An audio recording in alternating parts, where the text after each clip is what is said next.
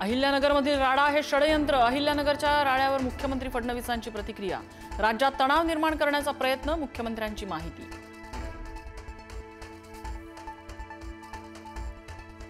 अहिल्यानगरमध्ये रस्त्यावर लिहिलेल्या आक्षेपार्ह मजकुरावरून 2 गटात तणाव. आक्षेपार्ह मजकुरावरून अहिल्यानगरमध्ये रास्ता रोको. राडा करणाऱ्यांवर पोलिसांचा लाठीचार्ज.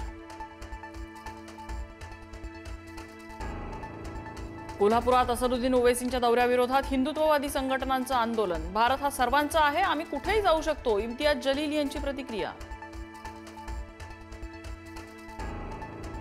सातारचा शाही दसरा रद्द करून खर्च पूरग्रस्तांसाठी देणार. छत्रपती उदयनराजे भोसलेंचा निर्णय. दरवर्षी दिमाखात होतो सातारचा शाही दसरा.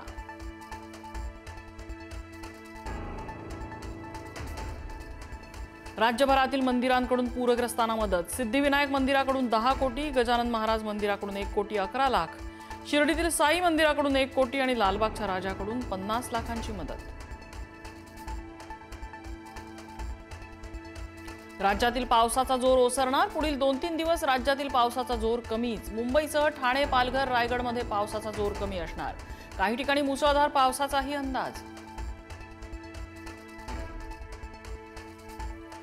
सोलापूरच्या जिल्हाधिकाऱ्यांनी ज्योती वाघमारेंना सुनावलं. तुमचं राजकारण नंतर करा, जिल्हाधिकाऱ्यांनी सुनावलं. मदतीवरून सवाल करत वाघमारेंनी केला होता फोन.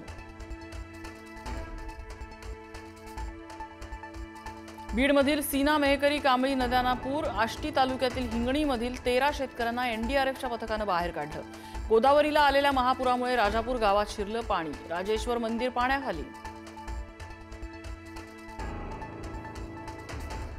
संभाजीनगरमधील पैठणला पावसाचा तडाखा. पैठणच्या संतनगर भागातली पाणी ओसरल्यानंतर घरं पडायला लागली. मोलमजुरी करून बांधलेली घरं पडत असल्यानं नागरिक बेघर. नाशिकच्या गंगापूर धरणातून 10,988 क्युसेक वेगाने पाण्याचा विसर्ग.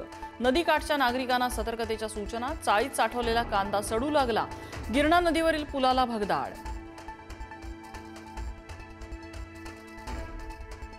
सोलापूर जिल्ह्यात पावसाचा जोर ओसरला. मात्र सीना नदीलगतच्या गावांना सतर्कतेचा इशारा. सीना भीमा नदीला आलेल्या पुरामुळे अनेक महामार्ग बंद. तरड गावातील पाणी ओसरण्यास सुरुवात. नांदेडमध्ये पावसाची विश्रांती. मात्र गोदावरी आणि आसना नदीला पूर कायम. गोदावरी नदीत पाण्याची आवक वाढल्यामुळे विसर्ग.